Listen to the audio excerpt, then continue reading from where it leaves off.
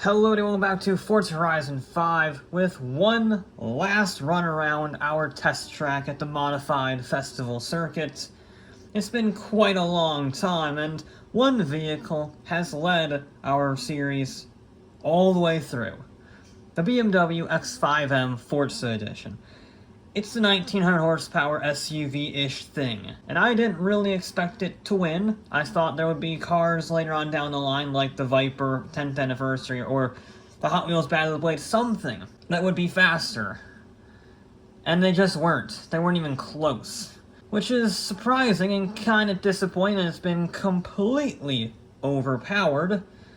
And well, pretty much all of this list is also not going to be. We're not expecting a B-class car or an A-class car to beat it. But it's good to see them run around, see how they compare as usual to the other vehicles that we have run. And there is one car that might just stand a chance.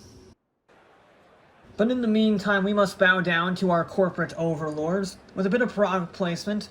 The Barbie Corvette EV. This is not a replica or a fake movie prop. It's a real movie prop that really worked. And it is mid-B class. It's not a slow vehicle. The fact they actually built this 7/8 scale electric Corvette for a movie is kind of impressive. I love this thing. I mean, look at how small it is. Compared to your driver, it's comical. It's also electric, which means it's surprisingly fast accelerating for what is essentially a glorified toy ad. The downside, of course, is the tires. Yes, it's very light, so it's good under brakes. Yes, it's very fast accelerating for a B-class car, because, again, lightweight electric power. But the tires, as you can see, are not racing tires. They're white walls.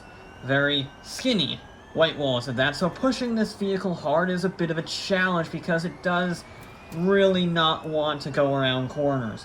Relative speaking, obviously there are far worse vehicles than this, but it's not grippy.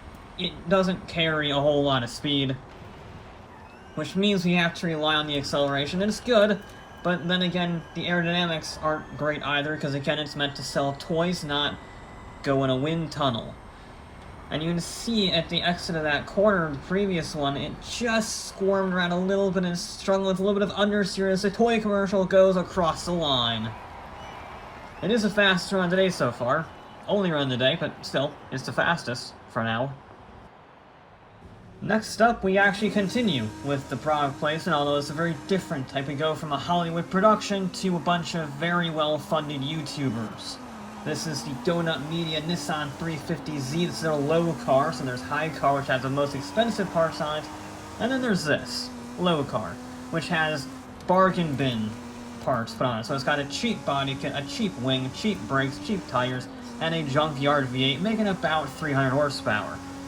So it's definitely slower than high car by a lot, actually. But at the same time, I love it. I mean, that's why I chose low car in this challenge instead of high car, because high car is just a really well-built Nissan. This has some character to it. It's got some heart. It's got a personality, because it is a bit cheap. It is a bit below the radar, under budget, you know, sort of an underdog story, and I like that. I like that, and it's still, at the end of the day, a competently built car. It's still got racing parts, so they may be terrible racing parts, but they're still racing parts. And that means this Nissan is an A-class. Mid-A-class, but A-class. And yeah, 300 horsepower isn't stellar, but it does have a functional aero kit of some capacity. It's not a great aero kit, but it's functional. And that means it is a pretty grippy car. It's no slouch in these corners, despite being the low car and the slower of the two. It's a pretty nippy vehicle, and it'll absolutely take away the fastest time of the day away from the Barbie Corvette. Now, this is the reason why I love A-Class. You never really know what vehicle you're gonna see next, and the Jimco Class 1 Hammerhead Buggy is certainly different than the Nissan or the Barbie EV, because it's an 850 horsepower rear-wheel drive buggy. It's also mid-engined, so weight distribution, pretty good. Acceleration, very good. Everything else, not so good. It's a buggy. It's meant to go to the Baja 1000, not race around a very technical yet also very high-speed tarmac circuits. And those tires, while they're great for running off-road, are not great for traction or grip in any way on this course. You can see it's just struggling. It is a very heavy vehicle. It's almost 5,000 pounds, well, actually over 5,000 pounds. Despite being a purpose-built racing vehicle, it needs to survive the Baja, so it's a very durable vehicle. It's just very heavy. And that means it just lumbers around each corner with the suspension and the tires and the weight all pushing it out wide to get as much understeer as possible. I mean, it even wants to lift the front wheel up like it's a stadium super truck around the corners. It doesn't quite do it, but it just offloads the tire, which means it doesn't get any grip whatsoever. We are, though, nearly across the line with massive horsepower powering our way to the finish. And yet, just 4 PI higher than the Jimco is another complete opposite end of the spectrum. I mean, sure, it's mid-engine and rear-wheel drive, just like the Jimco, but the Lotus Emira is not a Baja racer. It's a beautiful sports car, especially in British racing green. It is the last internal combustion powered Lotus ever built. And it's awesome. I love it. I love the look. I love how it drives. I love how it handles. It's just perfect. It's not too expensive. It kind of reminds me of a baby Maserati MC20, both in terms of styling, performance, and price. I think it's brilliant. I love how responsive it is. I love how grippy it is. It has 400 horsepower, but it doesn't feel like it's running out of traction in the rear. It's just an all-around solid sports car that excels at chassis and suspension, which is, you know, Lotus's whole shtick. It's brilliant. It's only 4 PI higher than the Jimco, and yet it is exponentially faster because it can actually turn and brake and handle, and those things are very, very, very nice. So we only have one more corner to go. It's going to be nearly flat out, not quite, a little bit of a dab on the brakes before lifting into this corner. We don't want to get too much understeer, then we get on the power all the way to the line. Nicely done from the gorgeous Emira.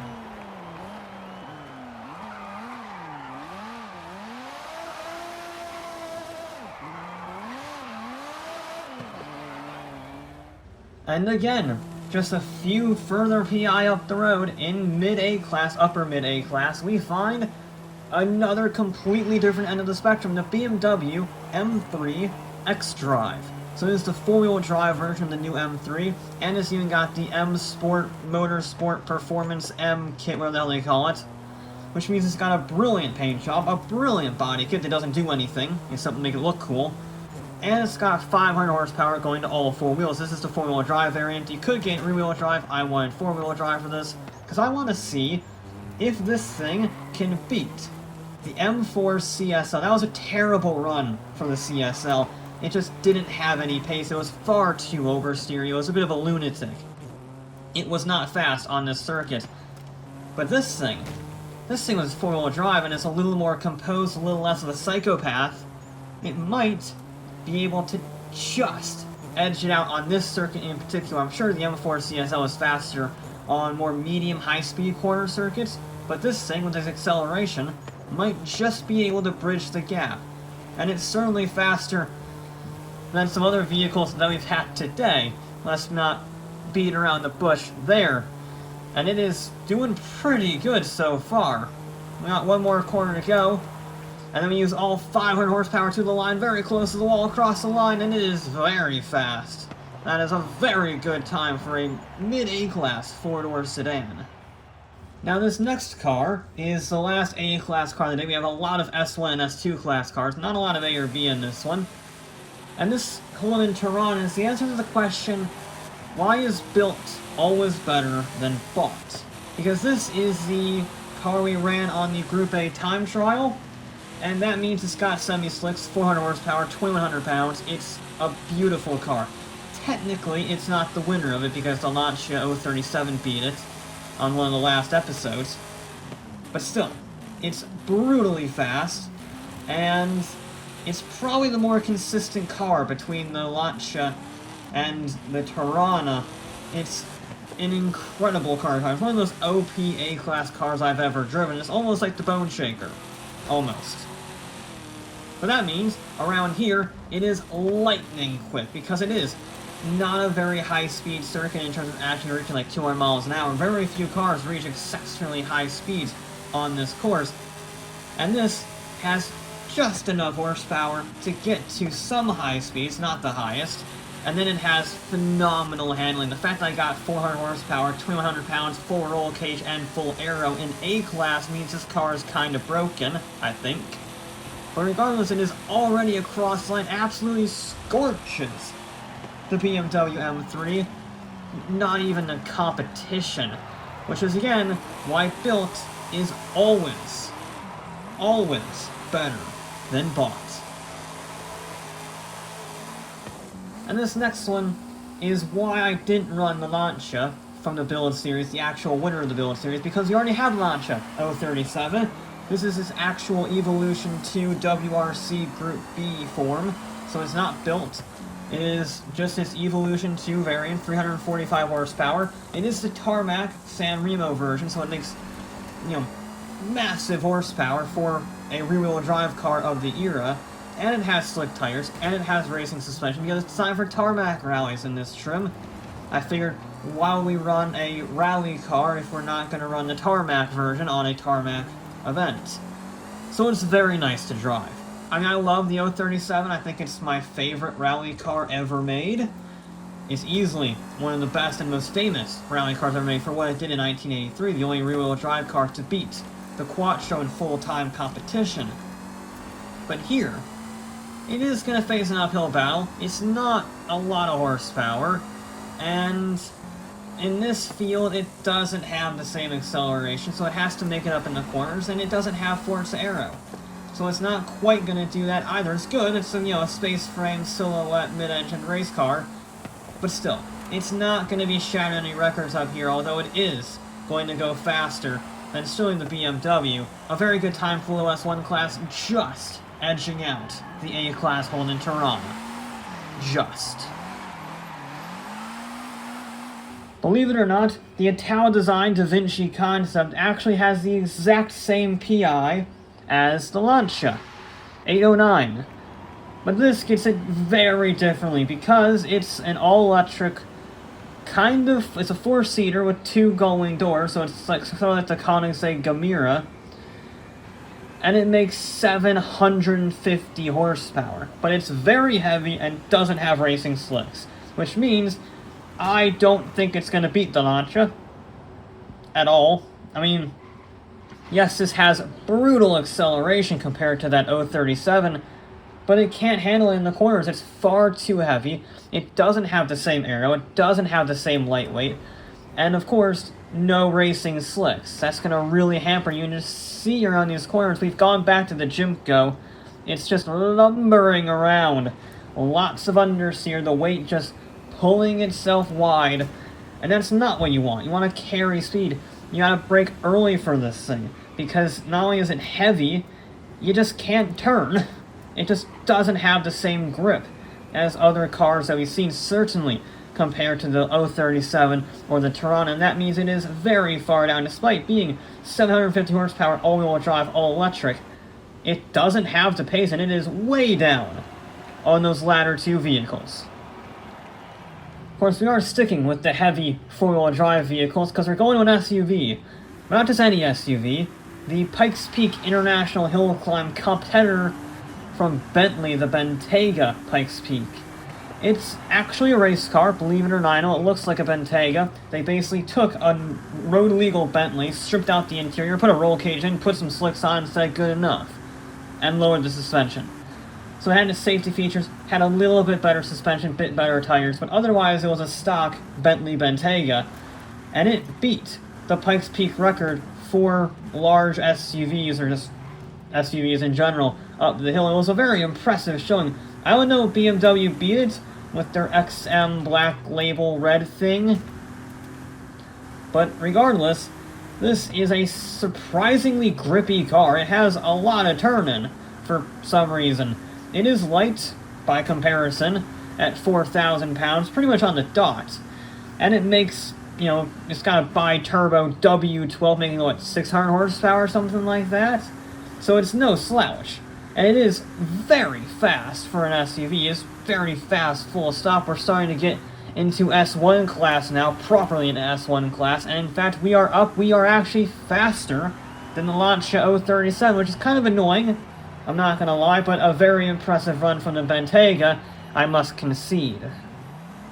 Next up is another four-wheel drive vehicle, surprisingly. I did not appreciate just how many four-wheel drive cars were on the roster today, but here we go. It's a Mini Cooper Forza Edition, which means it's all electric, makes about 300-something horsepower, is very light for an electric car, and is also a complete death trap. Because for whatever reason, even fully upgraded, you can't get Forza Aero on this, so it's got a very short wheelbase, and it's very powerful and very fast, and you just see it squirming under brakes in high-speed corners. It really does not want to stay planted. The back end would love to overtake the front end whenever possible, whether it be through corners or braking zones, and when there's a combination of both, like say right here, it gets really scary really fast. If the Bentley was surprisingly comfortable behind the wheel, composed, this is the opposite. I thought this would be pretty good. It's on racing slicks, and it's just a death trap. It's terrifying. It's fast, but it's terrifying. You see, it just absolutely have no control of the vehicle whatsoever. But it is very fast. I wish it was more controllable, but it's the trade-off. Do you want to go fast and risk everything and nearly twitch into a wall and beat the Bentayga by like 2 seconds? Or do you want to drive slower and maybe still do that and die? So, well-deserved celebratory donuts for not bidding it in the wall from the Mini. Now, if the Mini was small and light and a very twitchy vehicle, but still kind of a sensible vehicle, the Hennessy Exorcist Camaro is the exact opposite of that. 1,000 horsepower, rear-wheel drive, and basically a stock ZL1 1LE. It's terrifying. It just wants to drift everywhere. But what's even crazier is that you can manage this car. The fact that it makes 1,000 horsepower, 2 of the rear wheels of an otherwise stock Camaro, and it's controllable. That is what's truly impressive. I would argue it might actually be more controllable than the Mini. Purely because this thing, you can just mitigate the throttle. It is a Camaro ZL1 1LE after all. That's a very good base.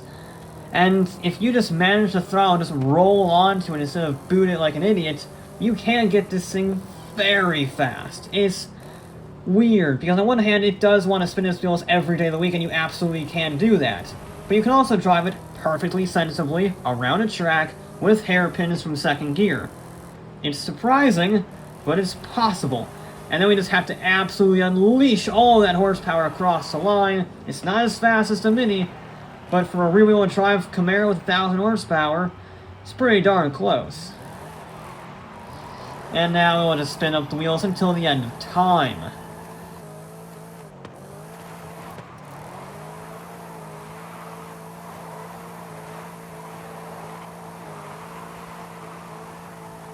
Now, if you had on your bingo card that we would have 2 Italian racing legends, both in Martini liveries, that both won their championships in years ending in 3, then you're a very lucky bingo player, because this is the Alfa Romeo 155 V6 Ti, a Class 1 touring car that dominated the 1993 DTM season, and it looks ridiculous. The body kit is insane. The engine makes 480 horsepower at over 11,000 RPM. I mean, in terms of rate of range, it rivals Formula 1 cars of the era, and is four-wheel drive, and has racing slicks, and is a really damn good handling vehicle. So it's got the acceleration, it's got the grip. The only thing it doesn't have is horsepower. 500 horsepower, near enough, is good, but compared to other vehicles on this list that are going to have even more grip, yeah, it's a little underpowered. So it can't utilize all of that acceleration to its fullest extent, because the four-wheel drive is great, but we never have to worry about deploying power. We could probably use this rear-wheel drive if we wanted to. As it stands, we don't need to. It's It's weird, isn't it? Because on one hand, it should be a lot faster, and it is going to destroy the Mini. But it's not as fast as I think it could be. It needs a little more horsepower in order to reach that point.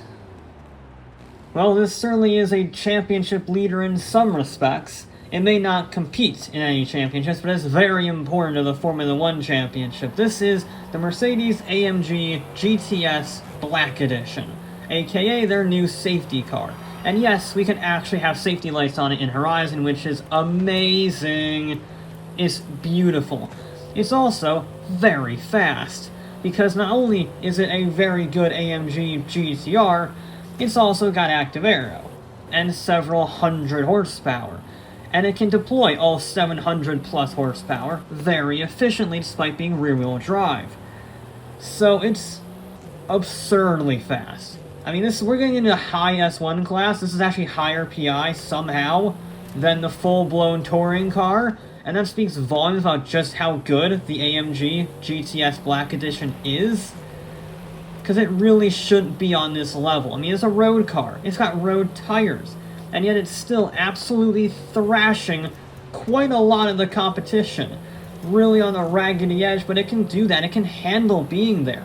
It's one of the reasons why it is a safety car in Formula 1, because you need to carry speed on this track in order to keep the tires warm for Formula 1 cars. And that is a very, very good time for a rear-wheel drive road car.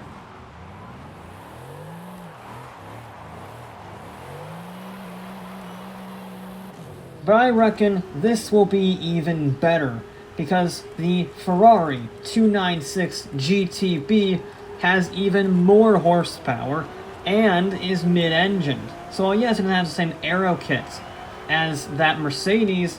It's got a better weight distribution, and it's got more horsepower, and it's lighter.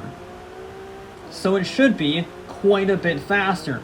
But aero is a huge factor on this circuit, and for whatever reason, this car does not have any aero. Certainly any active aero, which is weird. I mean, it is a mid-engine supercar. It's a hybrid mid-engine supercar with a V6 engine. It should be an absolute rocket ship of a hypercar. But instead it's a supercar, because it has no active aero. I don't understand why. The SF90 had active aero, but this thing, it just gets let down in the fact it can't carry the same corner speed, not because it's slow or bad or anything like that, but it just doesn't have the weight around the corners, the weight of the air pushing down on it. So you see, it's a little squirmy heading out of these corners. I just can't put that power down as efficiently as I wanted to, but 800 plus horsepower is going to propel it into the lead regardless of how much aero it has. The question is, how long will it stay there? I'm willing to bet not very long, because just look at the aero kit on the Pan-Speed RX-7 Time Attack car. Sure, it only has about 520 horsepower from a rotary engine, but look at that kit. It's super light, and it's got a huge aero package that just pushes all of that weight and a little bit more onto these racing slick tires, so it should be insanely grippy. Yeah, it's 300 horsepower down on the Ferrari, which is a huge number, but everything else is so much better. This thing just darts into the corners. You have absolute confidence in this vehicle. You have no hesitation. It just turns in and it does exactly what you want it to do. So it won't have any acceleration. It's going to really struggle at the end of this run, when we just don't have the power. But making it around the course as fast as possible is not just about horsepower. It's about everything. And this has about 75% of everything. The grip is just so good. I can take this corner heading up here flat out without any fear. You know how hard it is to go flat out around that corner? It nearly hits the wall, but he doesn't, because there's just so much bloody grip. If only there was the power to match it. Well, this certainly has the power aspect. I'm not going to beat around the bush. 1,062 horsepower in a rear-wheel drive, custom-built Pontiac Firebird Trans Am. It's a hell of a machine. It won the Hot Wheels Legends Tour. It's gorgeous looking. I love it in white, but I love it even more in this Hot Wheels paint job. I think it looks phenomenal. There is one issue, though. It has the bodywork, in spirit and design anyway, of a normal Pontiac, which means it has 1,000 horsepower in a otherwise normal aero kit. So it's got the opposite problem of the RX-7. It does still have racing slicks, so it's got the Goodyear racing slicks, so they're really good tires, which helps it. So it's not bad. But again, high-speed corners are a bit of a problem in this thing because I don't have the downforce. It counters that by having door exit exhausts, which are awesome, and I didn't even think that was possible. But it's not going to win just because it can't turn nearly as well as the RX-7. So while it does have twice the horsepower, the RX-7 takes it through sheer cornering speed. You thought 1,000 horsepower was impressive? Huh! Chris Forsberg laughs at you, because his Ultimaniac makes 2,000 horsepower, all through the rear wheels. I launched in third there, and it still got wheel spin. I only used about 70% throttle on the entire run, and it still got up to 170 miles an hour on this straightaway here. It's not even a very long straightaway. It's terrifying. It really is, because it's the exact problem I feared with the Hennessy Exorcist.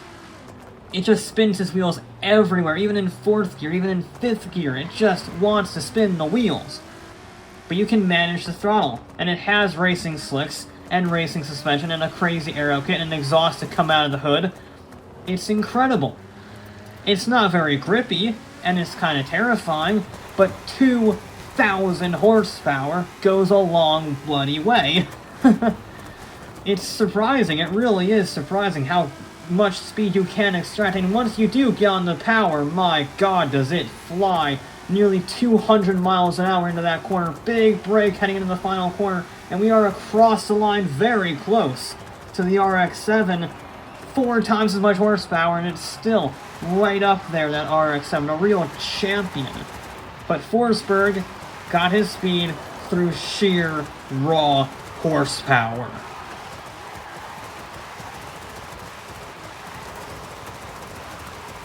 Okay, we actually have another drift car coming up. This one is another power monster, 1,400 horsepower in the Unicorn. And unlike last time, where we ran it as a tribute, as a demonstration run to Ken Block, so no time was done, this time we are actually going for a timed run with the Unicorn, trying to see what it can do when driven sensibly and not drifting like a madman.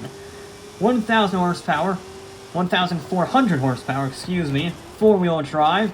And yeah, sure has no aero of any kind, but that's a very good combination. Very light, massive power, 4-wheel drive, custom-built drift weapon.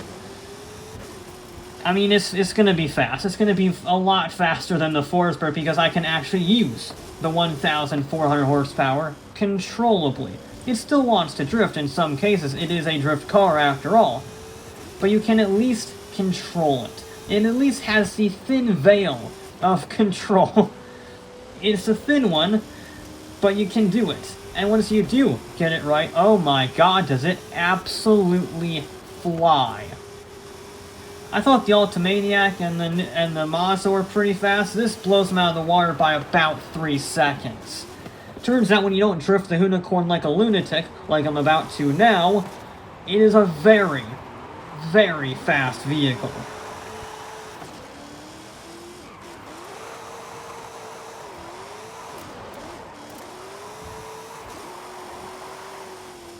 Now this is actually our least powerful car in quite a while. The Pagani Huayra R, only 800 odd horsepower in this thing, rear wheel drive, but my god is it light. It's less than 2,500 pounds for the curb weight, and it is so nice to drive. It nearly won the shootout that we did for track specials. Despite only winning 1 round, it was super consistent and super nice to drive. And we're going to see that on full display yet again. It doesn't have the horsepower, but the grip is phenomenal, and the gears are so well suited to this track. It's honestly incredible.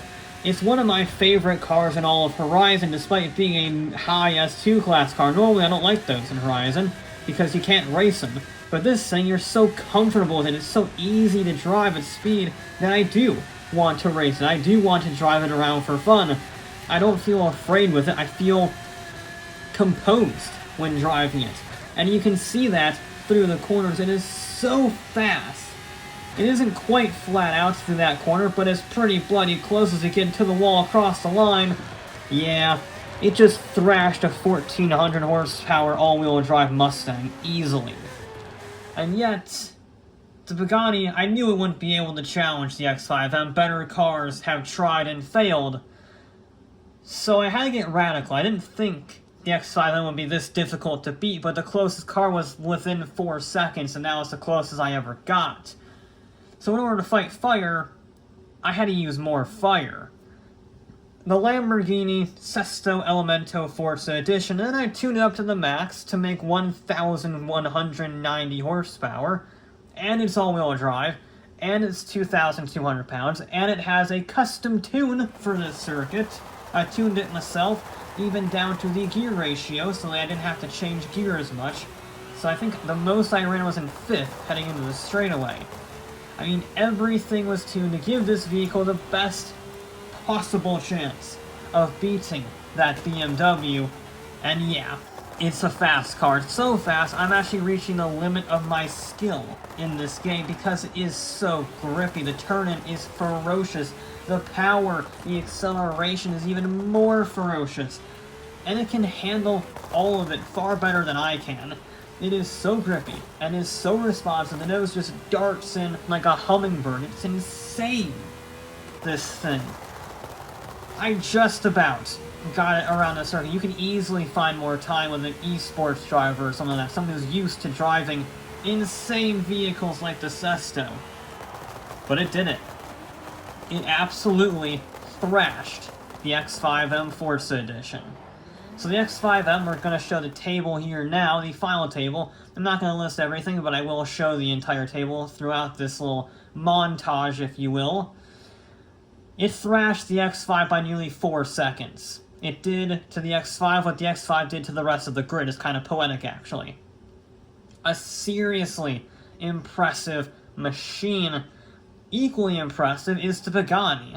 It nearly beat the FXXK Evolution from Ferrari, despite having a lot less horsepower and a lot less aerodynamics. I mean, the FXXK Evo is one of my most OP cars in S2 class, and it got within a few tenths. Within a few tenths of that thing is very, very impressive.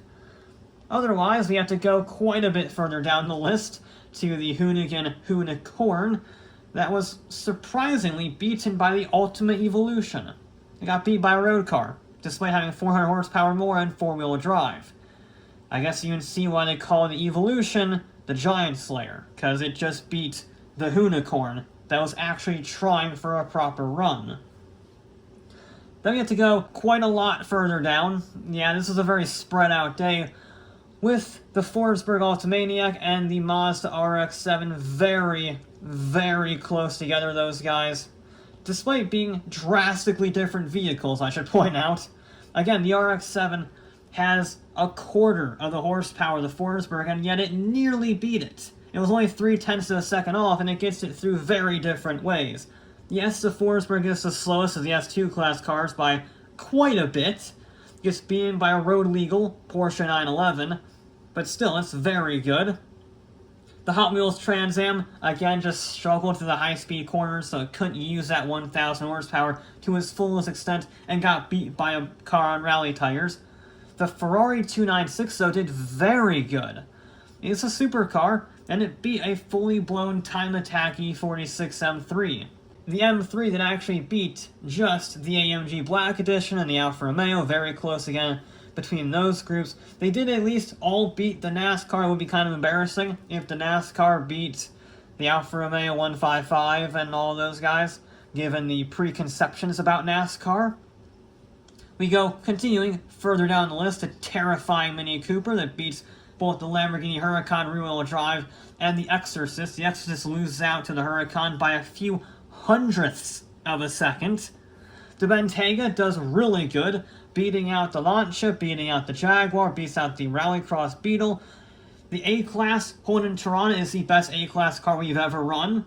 It beats quite a few S1 class cars, including the Noble M400, a very surprising result to have an A-Class car beat such a mighty Noble, but again, built versus bought, the whole 9 yards.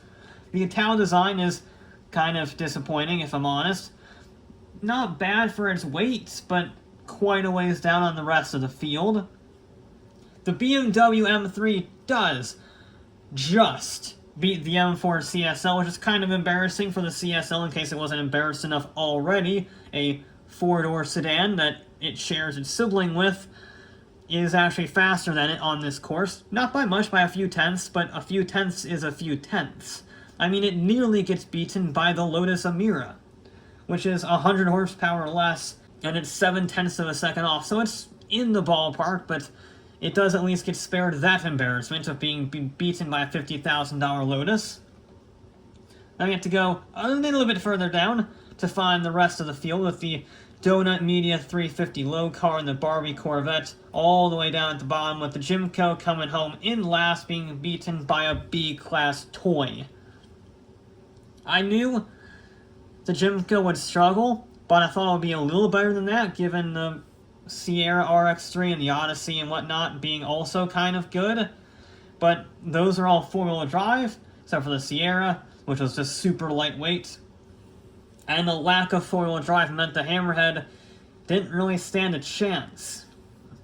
There you go. That is the entire roster of vehicles that we have run through the various DLCs and builds and upgrades and expansions and festival playlists, the whole 9 yards. That is it. We will probably be back on Forza Motorsport for our next series. I honestly don't know, because initial reports are not coming out very well. So I guess we'll see, but as of right now, the plan is that this is where it ends.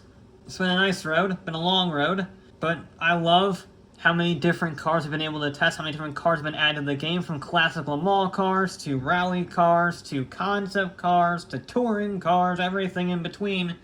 It's been a great, great upgrade package this game has had, and I can't wait to see what's next. But that'll be it for this episode of Forza Horizon 5. I'll be back with more.